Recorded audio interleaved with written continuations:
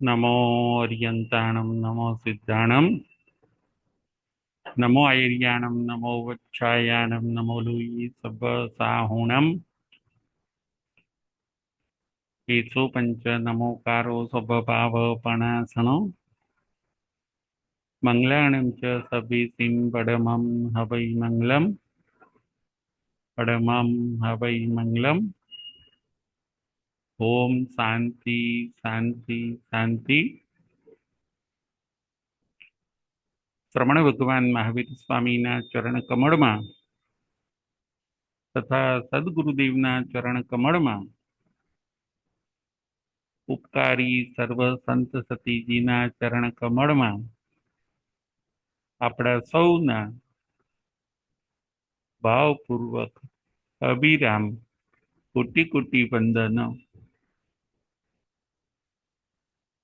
જય જિનેન્દ્ર। તારીખ 30/5/25 આગમ પ્રવચન।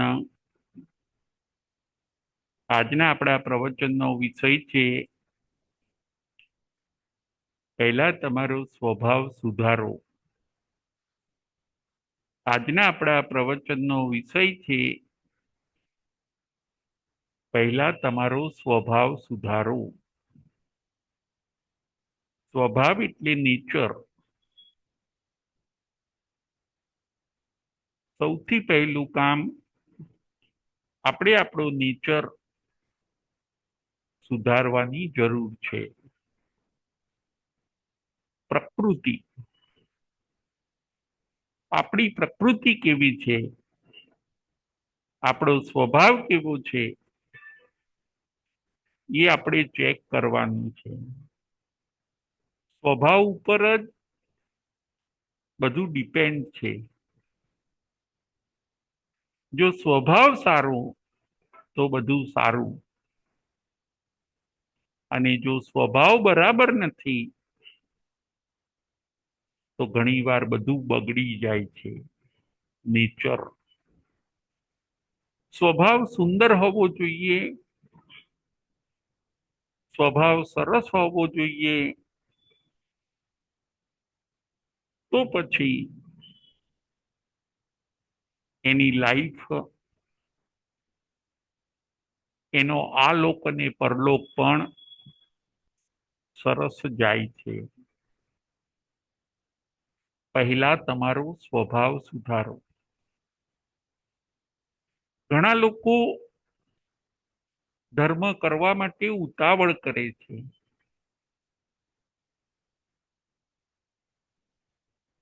પણ એ પહેલા ધર્મ કરવાની ઉતાવળ કર્યા પહેલા તમે તમારા સ્વભાવની અંદર ફેરફાર કરો।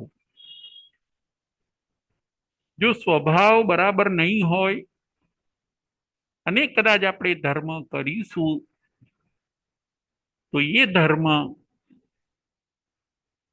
કદાચ આપણને ઓછું ફળ આપે, અને જો સ્વભાવ સારો હોય અને આપણે ધર્મ કરીશું તો આપણને વધારે ફળ મળશે। સ્વભાવ ઉપર બધું ડિપેન્ડ છે। જેમ જમીન સારી હોય તો પાક સારો થઈ શકે છે, એવી રીતે જો સ્વભાવ સારો હોય તો જ આપણો ધર્મ સફળ થઈ શકે છે। જો જમીન જ બરાબર નથી તો ગમે એટલું ઊંચું બિયારણ નાખવામાં આવે છતાં પણ પાક થતો નથી, ફસલ થતી નથી, અથવા તો બહુ ઓછી થાય છે। સ્વભાવ બરાબર નથી અને ધર્મ ખૂબ કરે છે। સ્વભાવ બરાબર નથી અને ધર્મ ક્રિયાઓ ઘણી બધી કરે છે, તો કદાચ એવું પણ બને કે ધર્મ અને ધર્મ ક્રિયાઓ ઓછું ફળ આપશે, કેમ કે સ્વભાવ સારો નથી. ઘણી વાર આપણો સ્વભાવ સારો ન હોય તો કરેલો ધર્મ પણ વગોવાય છે. અને ઘણી વાર જો આપણો સ્વભાવ સારો હોય તો થોડો કરેલો ધર્મ પણ દીપી ઉઠે છે. કોઈને દૂધપાક બનાવવો હોય તો એના માટે દૂધ સારું જોઈશે. દૂધ જો સારું હશે, સરસ હશે, તો એ દૂધપાક સરસ બનાવી શકશે. પરંતુ દૂધ જો પાણી વાળું હશે, દૂધ જો સેપરેટ હશે, તો કદાચ ઊંચા મરી મસાલા નાખ્યા હોય,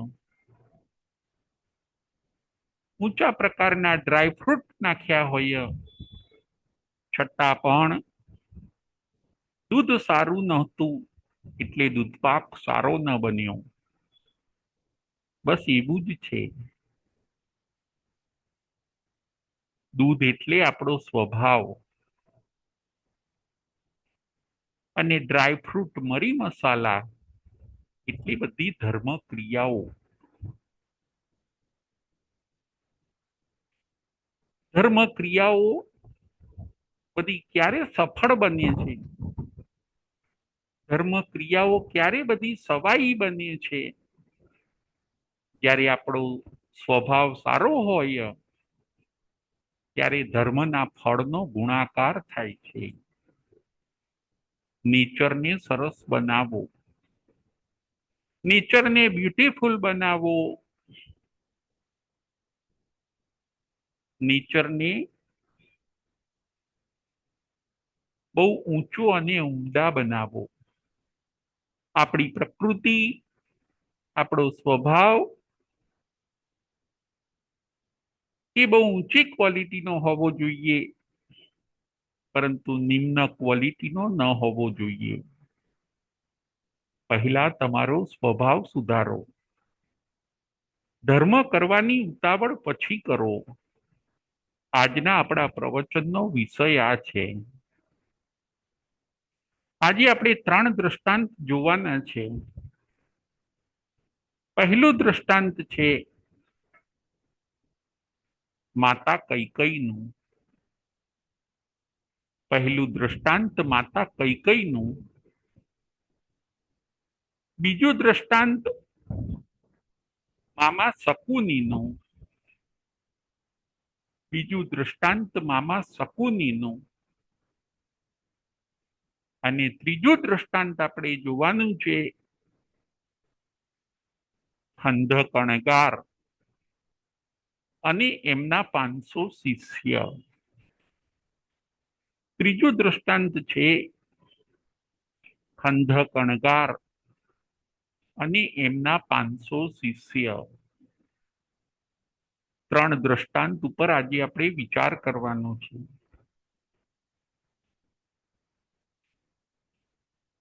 સ્વભાવ કેવો હોવો જોઈએ અને કેવો ન હોવો જોઈએ એ પણ આપણે સાથે સાથે તપાસીશું.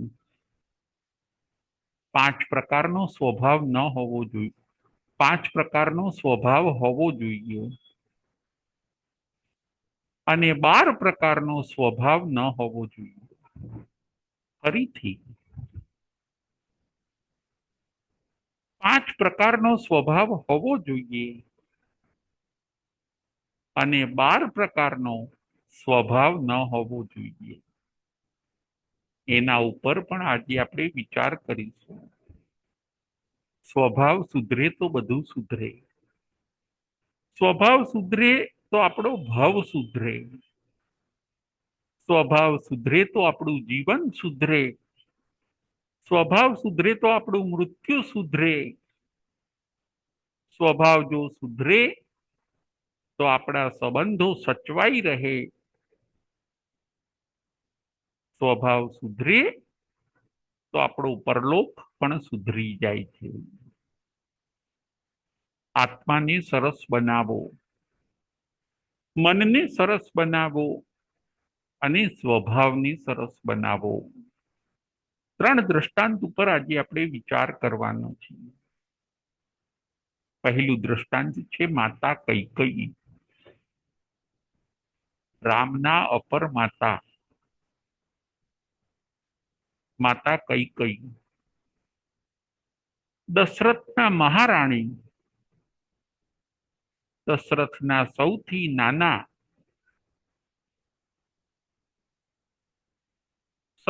નાના રાણી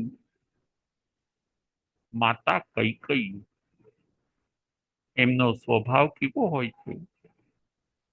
તો કે એમનો સ્વભાવ જિદ્દી હોય છે. એમણે જીદ કરી કે મારા ભરતને રાજગાદી આપો અને રામને 12 વર્ષનો વનવાસ આપો.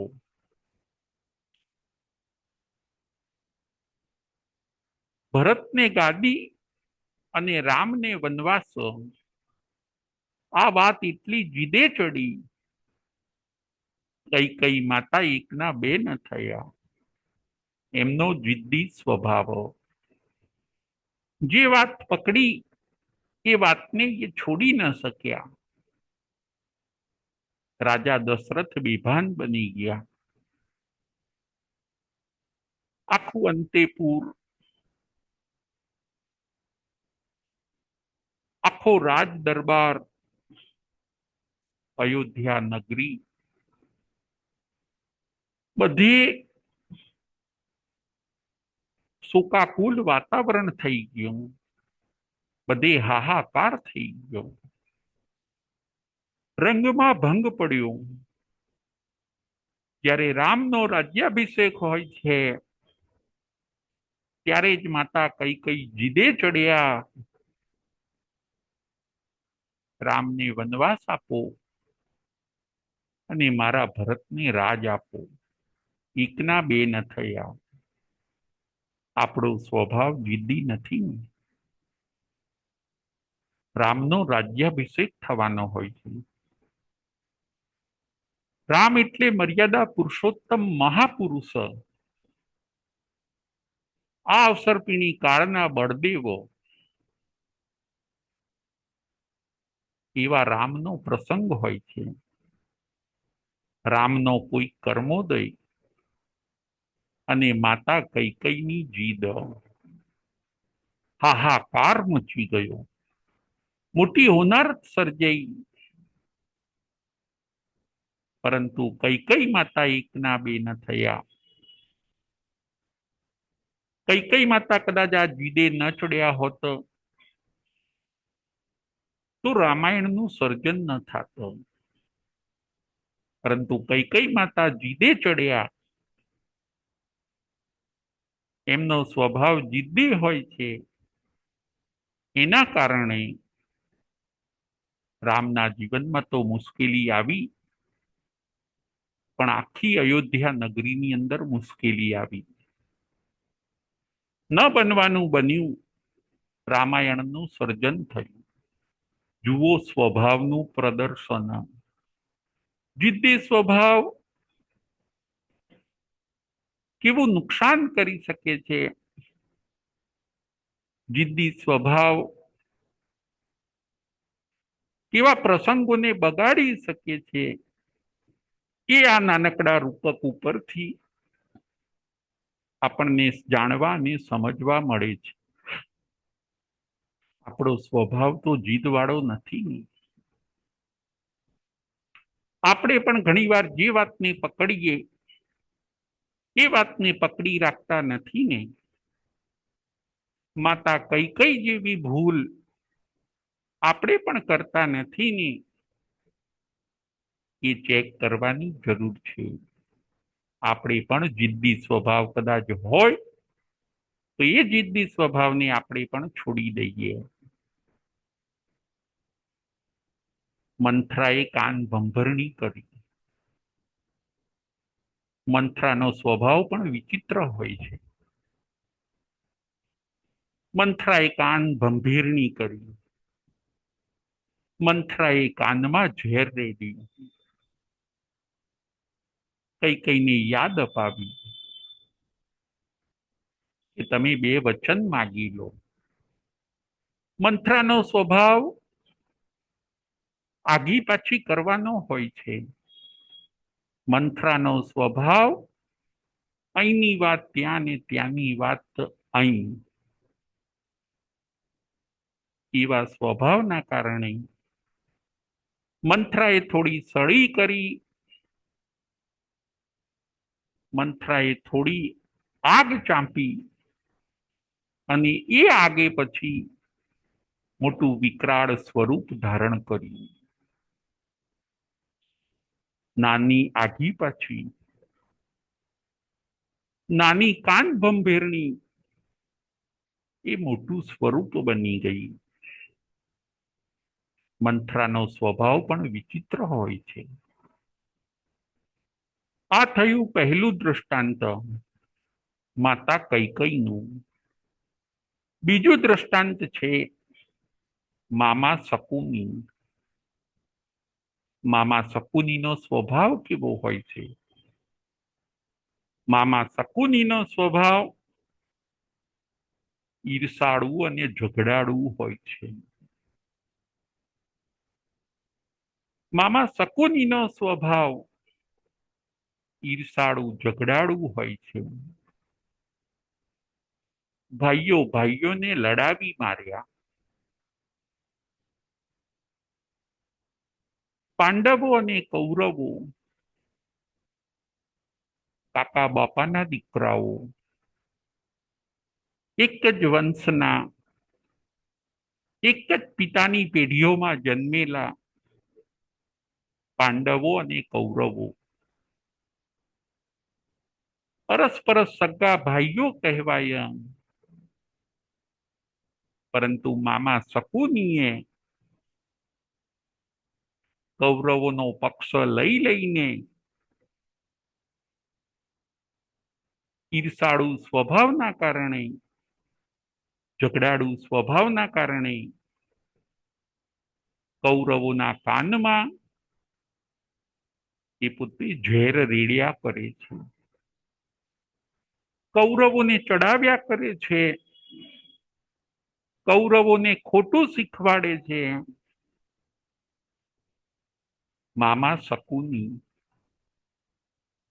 5 પાંડવોને અન્યાય થાય છે. એમાં ને એમાં આ મહાભારતનું સર્જન થઈ જાય છે. ન્યાય મેળવવા માટે બ્રાહ્મણો પાંડવો પણ મેદાનમાં આવી જાય છે. એક બાજુ 100 કૌરવો અને બીજી બાજુ 5 પાંડવો. ભાઈઓની લડાઈ. મામા શકુનીનો સ્વભાવ ઝઘડાળુ સ્વભાવ હોય છે. સગા ભાઈઓ અંદર અંદર બાજી બાજીને મરી ગયા. એકબીજા લડી મર્યા. સર્વનાશ થયો. એનું જો કોઈ કારણ હોય તો એમ પણ કહી શકાય કે મામા શકુનીએ કૌરવોને ખોટી રીતે તૈયાર કર્યા. કૌરવોને ખોટું શીખવાડ્યું. કૌરવોને ઝઘડવા માટેના બધા આઈડિયા આપ કર્યા અને એના જ કારણે મહાભારતનું સર્જન થયું. આપણો ઈર્ષાળુ પણ સ્વભાવ ન હોવો જોઈએ. આપણો સ્વભાવ ઝઘડાળુ પણ ન હોવો જોઈએ. નાની નાની વાતોમાં આપણે ઝઘડો પણ ન કરવો જોઈએ. ઝઘડો કોઈ વસ્તુનું સમાધાન નથી. કલહ ને આપણા ત્યાં 18 પાપસ્થાનકમાં ગણવામાં આવે છે. આપણો નેચર તો સંધિ વાળો હોવો જોઈએ. કોઈ ઝઘડતું હોય એને પણ સમજાવીને સંધિ કરાવી આપે એવો આપણો નેચર હોવો જોઈએ. પણ આપણો એવો નેચર ન હોવો જોઈએ કે કોઈને ઝઘડાવીને આપણે જુદા પાડી દઈએ. મામા શકુનિએ પાંડવો અને કૌરવોને ઝઘડાવીને જુદા પાડી દીધા. ઝઘડાળુ સ્વભાવ ન હોવો જોઈએ. ઈર્ષાળુ સ્વભાવ ન હોવો જોઈએ. કોઈને અન્યાય કરે એવો સ્વભાવ ન હોવો જોઈએ. ભવિષ્યમાં કોઈને મુશ્કેલી આવી જાય એવા આઈડિયા કોઈને આપણે આપવા ન જોઈએ. એવું ઘણું બધું આપણને આ પ્રવચન કહી જાય છે. મામા શકુનીનું દૃષ્ટાંત. ત્રીજા નંબરનું દૃષ્ટાંત છે ખંધક અણગારનું દૃષ્ટાંત. ત્રીજા નંબરનું દૃષ્ટાંત છે ખંધક અણગારનું દૃષ્ટાંત અને એમના 500 શિષ્ય. ખંધક અણગાર પોતે મોટા આચાર્ય હોય છે, એમને 500 શિષ્ય હોય છે. એ આચાર્ય ક્ષત્રિય હોય છે, રાજવંશના હોય છે. વૈરાગ્ય આવવાના કારણે એમણે દીક્ષા લીધી હોય છે. ખંધક અણગાર એમનું નામ.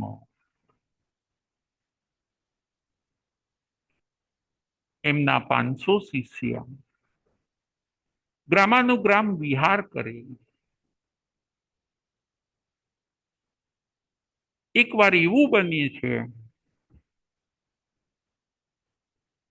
કે એ પોતે શાળા હોય છે અને એમના બનેવી પોતે રાજા હોય છે. શાળા દીક્ષિત થયેલા છે અને એમના બનેવી રાજા છે. બેન અને બનેવી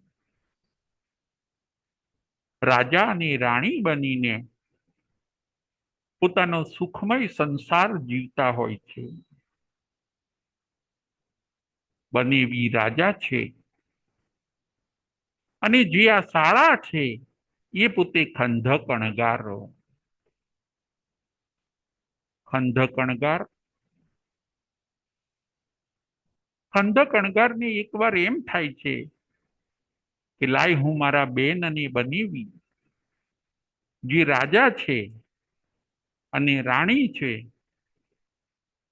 એમના નગરમાં હું જાઉં, મારા બેન બનેવીને હું મળું. એમના નગરની અંદર અમે થોડો ધર્મનો પ્રચાર કરીએ એવું વિચારીને ખંધક અણગાર પોતાના 500 શિષ્ય સાથે પોતાના બેન બનેવીને મળવા માટે ગ્રામાનુગ્રામ વિચરણ કરતા કરતા આ બાજુ આવે છે. મંત્રીને આ વાતની ખબર પડી છે. કથાનક સાંભળવા જેવું છે. મંત્રીને આ વાતની ખબર પડે છે કે રાજાના શાળા રાજાને મળવા આવે છે. જે સંત બનેલા છે પોતાના 500 શિષ્ય સાથે આપણા નગરમાં આવે છે. મંત્રીને આ ગમ્યું નહીં. ઘણી વાર એવું બને છે બે જણને સારો જો સંબંધ હોય તો ત્રીજી વ્યક્તિને ગમતું નથી. બસ એવું જ થયું. શાળા બનેવી ભેગા થાય એ મંત્રીને ગમતું નથી. મંત્રીને એમ થયું કે એમના શાળા અહીંયા આવીને નગરની અંદર ધર્મ પ્રચાર કરશે, બધા માણસો ધર્મિષ્ઠ બનશે, જે બધું થોડું ઘણું ખોટું ચાલે છે એ બધું પણ બંધ થઈ જશે. કદાચ અમારી કોઈ પોલ હશે તો એ ઉઘાડી પડશે. આવા અનેક વિચારો મંત્રી પોતે કરે છે. ગમે તેમ કરીને શાળાને અટકાવવા જોઈએ. શાળા બનેવી ભેગા ન થાય એવો પ્લાન બનાવો. શાળા બનેવી ભેગા ન થાય એવા કોઈ આઈડિયા વિચારો. મંત્રી પોતે આવું બધું વિચારે છે. શાળા પોતે અહીંયા આવશે, ધર્મનો બધો પ્રચાર કરશે, પબ્લિક સુધરી જશે, જે બધું ખોટું ચાલે છે એમાં કદાચ અમારું નામ બગડશે તો અમારા જીવનનું જોખમ થઈ જશે. મંત્રી આવું બધું વિચારે છે. રાજાની ને મંત્રીને ઘનિષ્ઠતા હોય છે. જો શાળા એમના અહીંયા આવી જશે, શાળા બનેવીને ઘનિષ્ઠતા થઈ જશે, તો મારું માન સન્માન ઓછું થઈ જશે. રાજા પણ જો ધર્મિષ્ઠ બની જશે તો મને પણ ઘણું નુકસાન થશે. આ તો મોટો અનર્થ થઈ જશે. મંત્રીથી રહેવાયું નહીં. ગમે તેમ કરો, શાળા બનેવીને ભેગા થતા અટકાવો. મંત્રી પોતે પ્લાન બનાવે છે. મંત્રી પોતે ષડયંત્ર ઊભું કરે છે. જુઓ મંત્રીનો સ્વભાવ કેવો છે. માણસનો સ્વભાવ કેટલો વિચિત્ર છે કે એક સંતને નગરમાં આવવું છે, એક સંતને પોતાના બેન બનેવીને મળવા માટે નગરમાં આવવું છે, પરંતુ આ મંત્રીને એ પોસાતું નથી. કદાચ અમારો ને રાજાનો સંબંધ ઓછો થઈ જશે. મંત્રી એવું વિચારે છે. કદાચ રાજા અને ખંધક અણગારના સંબંધો વધી જશે. મારું માન ઓછું થઈ જશે. મારો મોભો અને મર્તબો ઓછો થઈ જશે. કંઈક પ્લાન બનાવો. અને આ મંત્રી બધા પ્લાન બનાવે છે. આ મંત્રી ઉપર રાજાને બહુ વિશ્વાસ હોય છે. એટલે રાજા પોતે વિશ્વાસ મૂકે છે. અને એ વિશ્વાસમાં આ મંત્રીનો પ્લાન સક્સેસ જાય છે. એ મંત્રી રાજાને કાન ભંભેરણી કરે છે કે હે રાજા, તમારા શાળા જે આ નગરમાં આવવાનું કહે છે, જેમનું નામ ખંધક અણગાર છે, એ પોતે તમારું રાજ્ય લઈ લેવા માટે અહીંયા આવે છે. એમની પાસે જે 500 સાધુઓ છે એ પણ બહુ સુરવીર છે. એ 500 સાધુઓ અને તમારા શાળા ખંધક અણગાર એ બધા મળીને તમારી સાથે યુદ્ધ કરશે, તમને હરાવશે, તમને છેતરશે. ગમે તેમ કરીને તમારો નિકાલ કરીને આ રાજ્ય એ પડાવી લેશે. માટે તમે ચેતી જાઓ. હું તમારો વિશ્વાસુ મંત્રી છું. ભલે તમારા શાળા સંન્યાસી છે, સંત છે, પરંતુ એમના ઉપર તમે વિશ્વાસ ન કરો. મારી વાત માનો. અને જો કદાચ તમને વિશ્વાસ ન થતો હોય તો તમારા શાળાએ જે સંત બની ગયેલા છે એમણે શસ્ત્રો દાટ્યા છે. એક અજાણી જગ્યાએ શસ્ત્રો એટલે કે વેપનને દાટ્યા છે. ચલો હું તમને બતાવું. દાટ્યા હોય છે વેપન મંત્રીએ જ, અને નામ આપે છે ખંડક અણગારનું. ખંડક અણગાર ઉપર આક્ષેપ મૂકે છે. રાજા જાય છે. રાજા જઈને જોવે છે, જમીનમાં શસ્ત્રો દાટેલા હોય છે. રાજાને વિશ્વાસ થઈ ગયો. મંત્રીની વાત ઉપર રાજાને વિશ્વાસ થઈ જાય છે. રાજા વાજા અને વાંદરા, જેમ વાગોએ વગાડીએ એમ વાગે.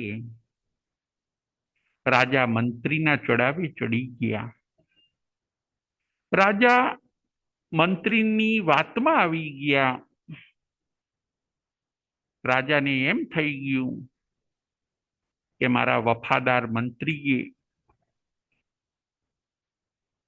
કેવી મારી ચિંતા કરી, મારા શાળાનું કેવું રહસ્ય એણે મને બતાવી દીધું. પણ આ બધું ખોટું છે એવો ક્યાં રાજાને ખ્યાલ છે? આ મંત્રી ઈર્ષાળુ છે એ રાજાને ક્યાં ખ્યાલ છે? આ મંત્રી શાળા બનાવીને ખોટી રીતે ઝઘડાવે છે એ રાજાને ક્યાં ખ્યાલ છે? રાજાએ તો વિશ્વાસ મૂકી દીધો કે હે મંત્રી, તમારી વાત સાચી છે. એ નગરમાં આવે એ પહેલા, મારા શાળા વિહાર કરીને નગરમાં આવે એ પહેલા એમને ને એમના 500 સાધુઓને તમે ઘાણીમાં પીલી નાખો. એમણે સાધુ થઈને મને મારવાનો કિમિયો કર્યો. એમની આ હિંમત, એ ધારે છે શું એમના મનમાં? હું પણ ક્ષત્રિય છું. મારા શાળા ખંડક અણગારને અને એમના 500 શિષ્યને, જેમની આવી મેલી મુરાદ છે, મારું રાજ્ય પડાવી લેવું છે, એ મારા શાળાને અને એમના 500 શિષ્યને તમે ઘાણીમાં પીલી નાખો. રાજાએ ફરમાન બહાર પાડી દીધું. મંત્રી તો ખુશ થઈ ગયો. જુઓ કપટવાળો સ્વભાવ. મંત્રીનો સ્વભાવ કેવો હોય છે? કૂડ કપટ અને કાવા દાવા. મંત્રી તો અંદર ખાને રાજી થઈ ગયો કે હાસ, શાળાનો કાંટો હવે નીકળી જશે. શાળો બનેવી એક થશે નહીં, અને મારી અને રાજાની જે મિત્રતા છે એ અકબંધ રહેશે. મંત્રીએ તો ઘાણી બનાવડાવી, નગરની બહાર ઘાણી બનાવડાવી. પાપી પાલકને કીધું કે 500 સાધુઓ અને એમના ગુરુ ખંડક અણગારને એક એકને તમે પીલી નાખો. મંત્રીએ માણસોને તૈયાર કર્યા, પ્રજાજનોને તૈયાર કર્યા, કેટલાય પહેરેગીરીઓને તૈયાર કર્યા કે એકે સાધુ છૂટવો ન જોઈએ. એમણે તો આપણા નગર ઉપર ચડાઈ કરવાના હતા. એમણે તો જુઓ શસ્ત્રો અહીંયા દાટ્યા છે. આ સાધુઓ નથી, પરંતુ આ લોકો શેતાન છે. એમને મારો, કાપો, એમને ઘાણીની અંદર પીલી દો. ચારે બાજુ પ્રકોપ થયો. 500 સાધુઓ અને ખંધક અણગારને તો ઉપસર્ગ આવ્યો. કરવું શું? દરેક માણસ એમને હવે શેતાન સમજે છે. મંત્રીએ શીખવાડ્યું એ બધા શીખ્યા. ફરીથી મંત્રીએ જે શીખવાડ્યું એ બધા શીખ્યા. પેરેગીરીઓ, દરવાનો, એ બધા પણ આ 500 સાધુઓને શેતાન સમજે છે. એ આપણા રાજાને મારવા આવ્યા હોય છે અને આપણું રાજ્ય પડાવી લેવા આવ્યા હોય છે. માટે હવે એમને આપણે શિક્ષા કરો. ખંધક અણગારો વિચારે છે, ઓહો, ચારે બાજુથી મુશ્કેલી આવી છે, હવે ક્ષમા રાખવી પડશે. જ્યારે રાજા જો કોપાયમાન થાય, પછી કોની પાસે આપણે ન્યાય માગવો? રાજા અને પ્રજા આજે બધા કોપાયમાન થયા છે. આજે અમારા 500 સાધુઓના જીવનની અંદર ઉપસર્ગ અને પરિસહ એ પણ મારણાંતિક આવ્યો છે. ક્ષમતા રાખવી પડશે. સ્વભાવને શાંત રાખવો પડશે. શિષ્યોને ખંધક અણગાર સમજાવે છે કે હે મારા વાલા શિષ્યો, તમે હવે સંથારો કરીને મૃત્યુ કરવા માટે તૈયાર થઈ જાઓ. તમે હવે સંથારો લેવા માટે તૈયાર થઈ જાઓ. આ ઉપસર્ગમાંથી આપણે હવે બચી શકીએ એમ નથી.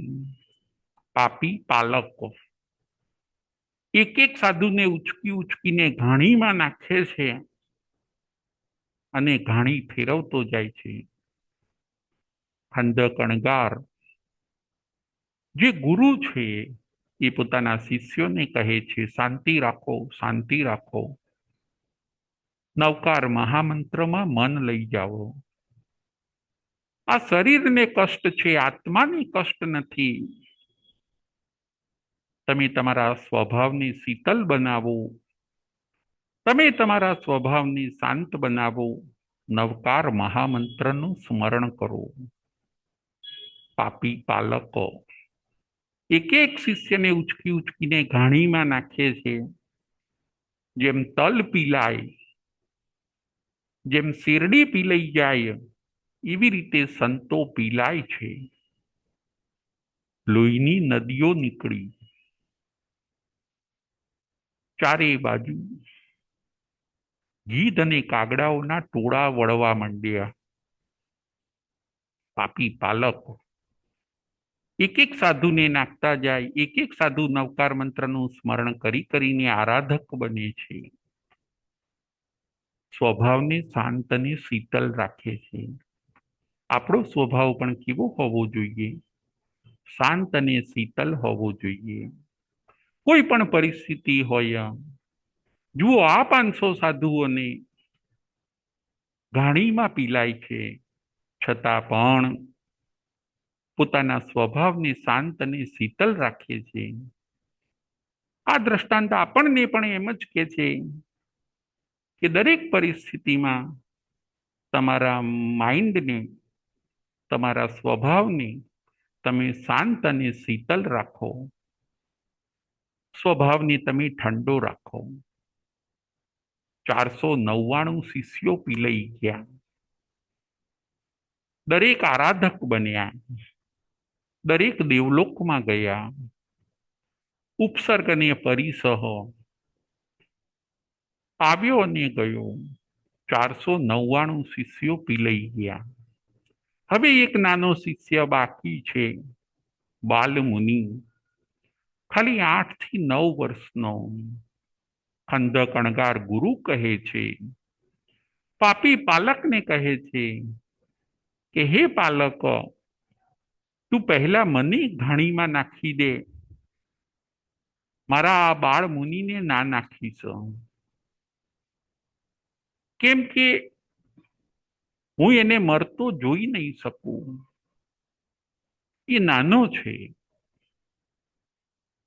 પહેલા મને માર અને પછી મારા બાલ મુનિને તું આ ઘાણીમાં નાખજે. પણ પાપી પાલકો, જેના હૃદયમાં દયા નથી, એ તો આ વાત ઉપર હસે છે. એ તો કહે છે તમને દુઃખ થાય એ તો મારે પહેલા કરવાનું,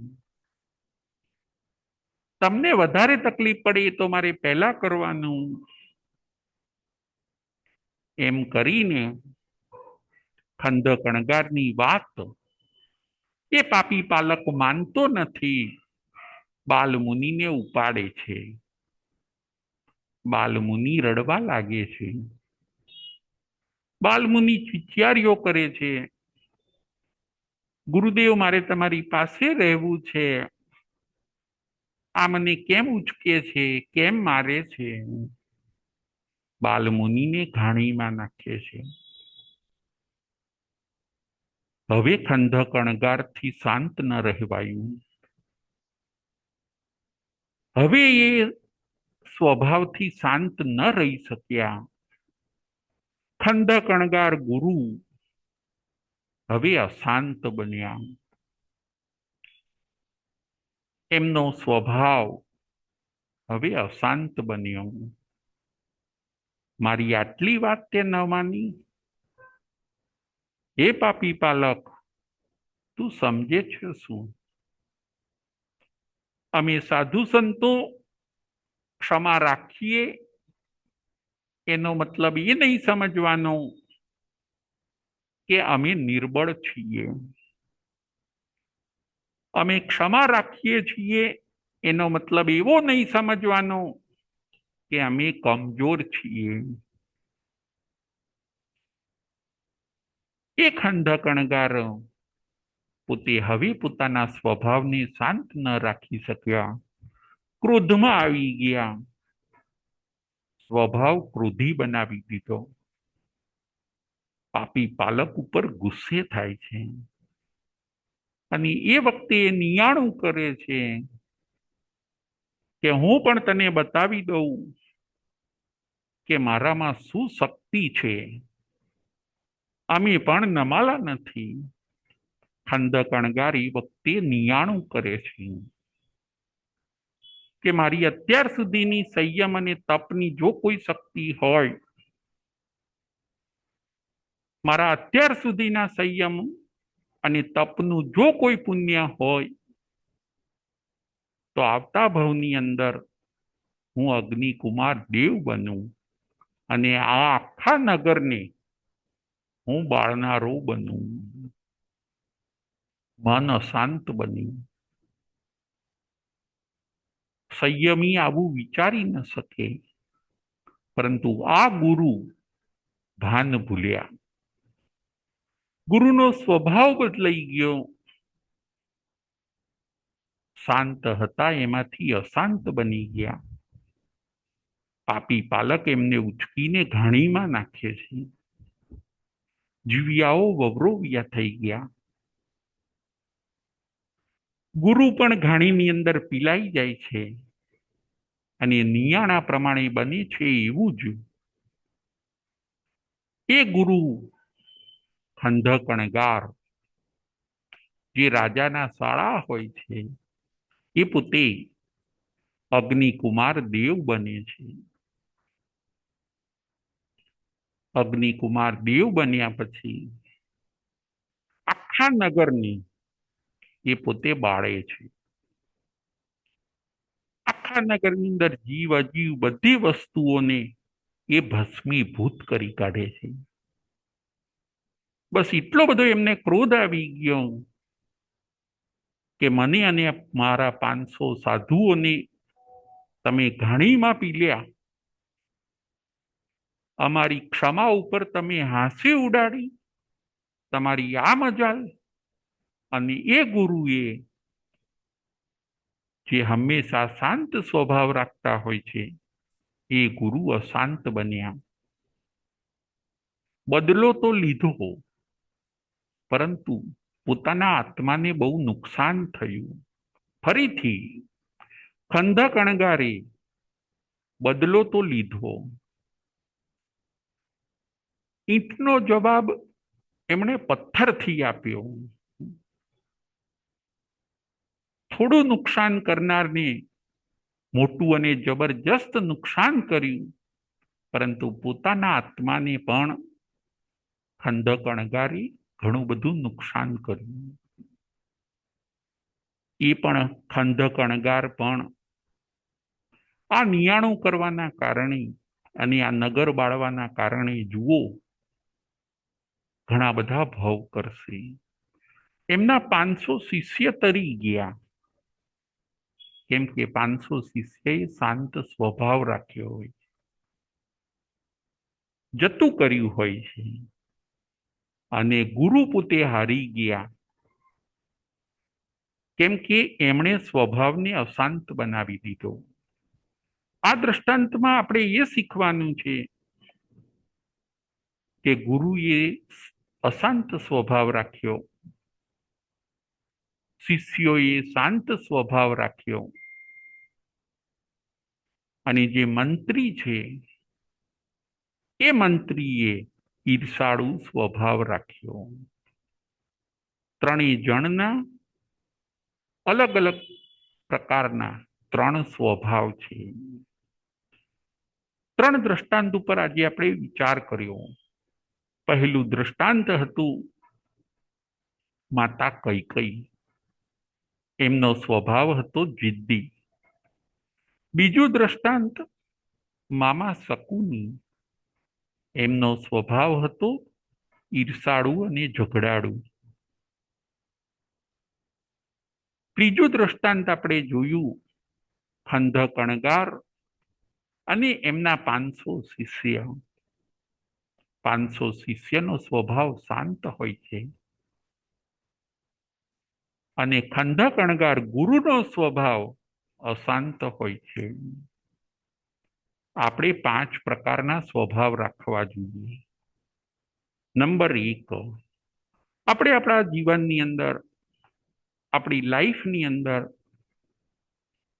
આપણા જીવનને સફળ બનાવવા માટે આપણે આપણા જીવનની અંદર 5 પ્રકારના સ્વભાવ રાખવા જોઈએ. નંબર 1, ઉદાર સ્વભાવ રાખવો જોઈએ. નંબર 2, દયાળુ સ્વભાવ રાખવો જોઈએ. નંબર 3, શીતલ સ્વભાવ રાખવો જોઈએ. શીતલ એટલે ઠંડો. નંબર 4, શાંત સ્વભાવ રાખવો જોઈએ. નંબર 4, શાંત સ્વભાવ રાખવો જોઈએ, જેમ 500 શિષ્યોએ રાખ્યો. નંબર 5, જતું કરવાની ભાવના વાળો સ્વભાવ રાખવો જોઈએ. નંબર 5, જતું કરવાની ભાવના વાળો સ્વભાવ રાખવો જોઈએ. 12 પ્રકારનો સ્વભાવ આપણે ન રાખવો જોઈએ. 12 પ્રકારનો સ્વભાવ આપણે ન રાખવો જોઈએ. કયા કયા 12 પ્રકાર? નંબર 1, જિદ્દી સ્વભાવ આપણે ન રાખવો જોઈએ. નંબર 2, ઈર્ષાળુ સ્વભાવ આપણે ન રાખવો જોઈએ. નંબર 3, ઝઘડાળુ સ્વભાવ આપણે ન રાખવો જોઈએ. નંબર 4, કચકચ વાળો આપણે સ્વભાવ ન રાખવો જોઈએ. નંબર 5, ચીકણો સ્વભાવ. નંબર 5, ચીકણો સ્વભાવ આપણે ન રાખવો જોઈએ. નંબર 6, ગરમ અને ક્રોધી સ્વભાવ. નંબર 6, ગરમ અને ક્રોધી સ્વભાવો. નંબર 7, લાલચુ સ્વભાવો. નંબર 7, લાલચુ સ્વભાવો. નંબર 8, શંકાશીલ સ્વભાવ. નંબર 8, શંકાશીલ સ્વભાવ. નંબર 9, કડક સ્વભાવ. નંબર 9, કડક સ્વભાવ. નંબર 10, કંજૂસ સ્વભાવ. નંબર 10, કંજૂસ સ્વભાવ. નંબર 11, વાંધા વચકાવાળો સ્વભાવ. નંબર 11, વાંધા વચકાવાળો સ્વભાવ. અને નંબર 12, ઓછું આવે તેવો સ્વભાવ. નંબર 12, ઓછું આવે એવો સ્વભાવ. જો કોઈકનો એવો સ્વભાવ હોય, આપણે ગમે એટલું રાખીએ છતાં એ વ્યક્તિને ઓછું જ આવે. કોઈનો શંકાશીલ સ્વભાવ હોય, એના કારણે પણ દુઃખી થતા હોય છે. એક વાત એ પણ છે કે ઘણીવાર આપણે આપણા સ્વભાવથી દુઃખી થતા હોઈએ છીએ અને આપણે એમ માનીએ છીએ કે હું મારા કર્મના કારણે દુઃખી થઉં છું. મને કોઈક કર્મ નડે છે,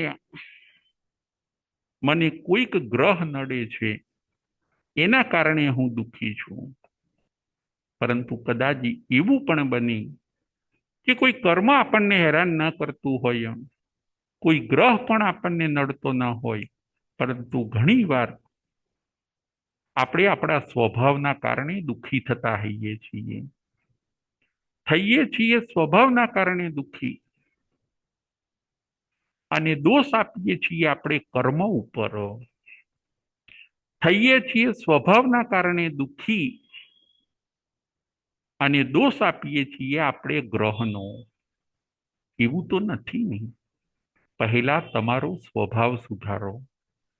આજના આપણા પ્રવચનનો વિષય છે કે પહેલા તમારો સ્વભાવ સુધારો. ધર્મ કરવાની ઉતાવળ પછી કરો. જો સ્વભાવ સારો હશે તો થોડો પણ કરેલો ધર્મ ઘણું બધું ફળ આપે છે. અને જો સ્વભાવ નથી સારો તો કદાચ વધુ કરેલો ધર્મ પણ નષ્ટ થઈ જાય છે. જુઓ, ખંધક અણગારની એવું જ થયું. કેવા ઊંચા સાધુ, 500 શિષ્ય. એ ભવે મોક્ષે જઈ શકે એવી યોગ્યતા વાળા ખંધક અણગાર. શિષ્યો બધા આરાધક થયા, એ પોતે વિરાધક થયા. એ પોતે મોક્ષે તો ન ગયા, પણ મન અશાંત બનાવીને, સ્વભાવ અશાંત બનાવીને, સ્વભાવને ક્રોધી બનાવીને, જતું ન કરવાના કારણે અલગ જ પ્રકારનો સ્વભાવ કરી કાઢવાના કારણે એમનું ભાવ ભ્રમણ વધી ગયું. ઘણીવાર એવું બને છે કે આપણો સ્વભાવ જો સારો ન હોય તો બનેલી બાજી પણ બગડી જતી હોય છે. અને ઘણીવાર જો સ્વભાવ સારો હોય તો બગડેલી બાજી પણ સુધરી જતી હોય છે. જુઓ, બકરી અને ભેંસ. એક નાનકડું આપણે રૂપક જોઈએ કે ભેંસ હોય છે, ભેંસ બફેલો. એ પોતે પાણી પીવા તળાવમાં જાય તો એ સીધી તળાવમાં પડે છે, આખું તળાવ દોડી કાઢે છે, આખું તળાવ મેલું કરી કાઢે છે. જ્યારે બકરીનો સ્વભાવ એવો છે, ભેંસનો સ્વભાવ એવો, આખું તળાવ દોડી કાઢે. એમ ઘણા માણસો એવા હોય કે આખું વાતાવરણ બગાડી નાખે, એમનો સ્વભાવ જ એવો હોય. અને બકરીનો સ્વભાવ, બકરી જુઓ તળાવ ઉપર પાણી પીવા જશે તો એ કિનારે રહીને બે પગ આગળના નીચે કરીને શાંતિથી પાણીને ડોળ્યા વગર એ પોતે પાણી પી લે છે. વાતાવરણને કે તળાવને સહેજ પણ બકરી બગાડતી નથી. એમ ઘણા માણસોનો સ્વભાવ એવો હોય છે કે એમનો સ્વભાવ એવો હોય છે કે એ જ્યાં જાય ત્યાં વાતાવરણને બગાડતા નથી. આજના આપણા પ્રવચનનો વિષય છે ધર્મ કરવાની ઉતાવળ પછી કરો, પહેલા તમારા સ્વભાવને સુધારો. પ્રશ્નોત્તરી હાર્દિકભાઈ શાહ.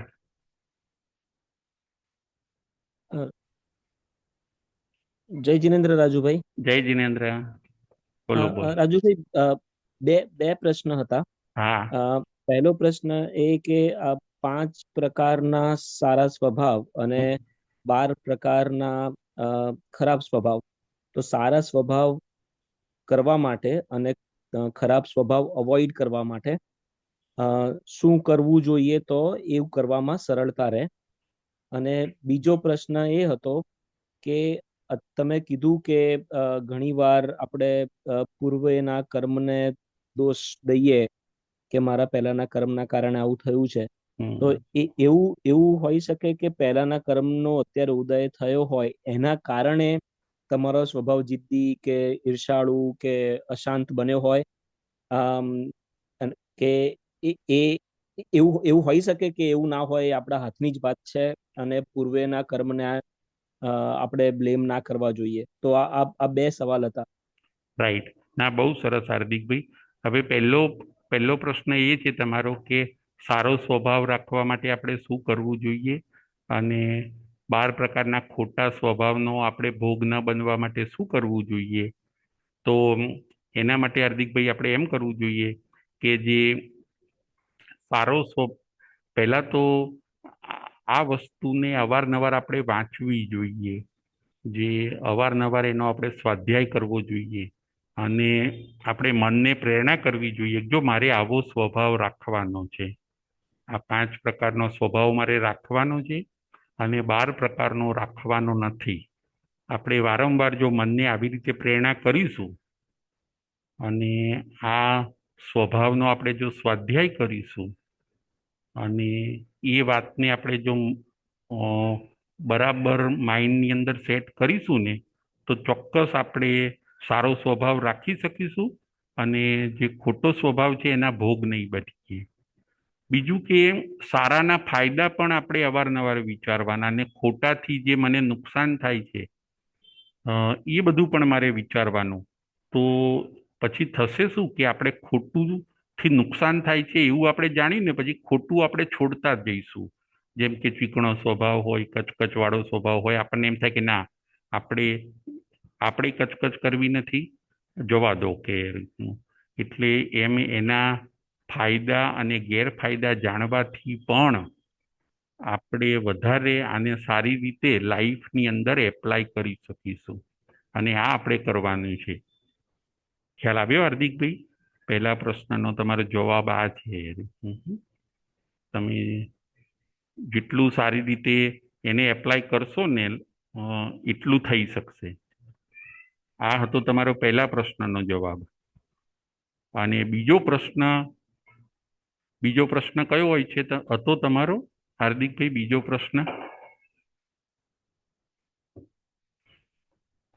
પ્રશ્ન તમારો એ હતો. બીજો પ્રશ્ન હતો કે હા. આમાં હું અનમ્યુટ થવાની રાહ જોતો હતો. બીજો હા, પ્રશ્ન એ હતો કે પૂર્વેના કર્મનું કોઈ આમાં કારણ હોય અત્યારે બરાબર. સ્વભાવ ખરાબ હા, હોવાના કારણે, કે એ આપણે કર્મને દોષ ના દેવો જોઈએ એવું બરાબર હોય છે. નહીં? હા. બની શકે કે કદાચ આપણો પૂર્વ કર્મ હોઈ શકે ખરું, પરંતુ કર્મનો થોડો ઘણો ઉદય હોય એના કારણે આપણો સ્વભાવ એવો બની ગયો હોય. કર્મનો થોડો ઘણો ઉદય હોય, પરંતુ એ ઉદયને પણ આપણે જોતા શીખવાનું છે. આપણે ત્યાં એમ કીધું કે તમે એ તમારો કર્મનો ઉદય પીરિયડ આવ્યો ચાલી રહ્યો છે કે એને તમે જુઓ કે જો મારો સ્વભાવ આવો છે ને મારે એમાં ચેન્જ કરવાનું છે, ઓલરેડી આ મારો સ્વભાવ બધાને ડિસ્ટર્બ કરે છે. એ આપણને ખ્યાલ આવવો જોઈએ હાર્દિકભાઈ કે જી. મારો સ્વભાવ આ છે ને બધાને ડિસ્ટર્બ કરે છે, મારે મારા સ્વભાવમાં ચેન્જ કરવાનું અથવા તો એને હું થોડોક હાફ કરું, થોડો ડીમ કરું, થોડો એવોઇડ કરું. જેમ આપણને જો ઘણા ઉદય મનમાં થાય છે, તો બધું કંઈ આપણે એક્શનમાં નથી મૂકતા આપણે એ રીતનું. જી ઘણા મનમાં ઘણી વાર કર્મના ઉદયના કારણે વિચારો આવે છે, છતાં આપણે એવોઇડ કરીશું. બસ એવી જ રીતે આપણને આપણો એ કર્મનો ઉદય હોઈ શકે, પણ એનાથી આપણને ખ્યાલ આવવો જોઈએ કે મારો ઉદય અત્યારે આવો છે, એના કારણે મારો નેચર થોડોક આવો બની ગયો છે, તો મારે એનામાં ચેન્જ લાવવાની છે. પહેલી પ્રેક્ટિસ એ મારે કરવાની છે એ રીતનું. જી તો પોતે જો એના ઉપર ફોકસ કરશે ને, તો પોતે એને ઓછો કરી શકશે એ રીતનું. કર્મનો હોઈ શકે, કર્મની ઇફેક્ટ હોઈ શકે, એમાં ના નથી. ખ્યાલ આવ્યો? જી હા જી, થેન્ક યુ. ઓકે ખૂબ ખૂબ આભાર. હાર્દિકભાઈ. ઓકે, હવે આગળનો પ્રશ્ન. કયા 5 પ્રકારના સ્વભાવ આપણામાં હોવા જોઈએ? કયા 5 પ્રકારના સ્વભાવ આપણામાં હોવા જોઈએ? સુધીરભાઈ શાહ.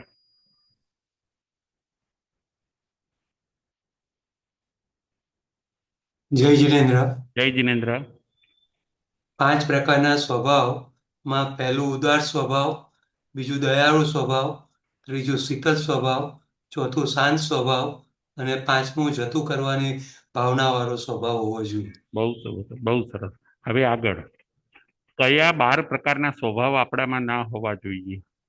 કયા 12 પ્રકારના સ્વભાવ આપણામાં ના હોવા જોઈએ? બકુલાબેન શાહ.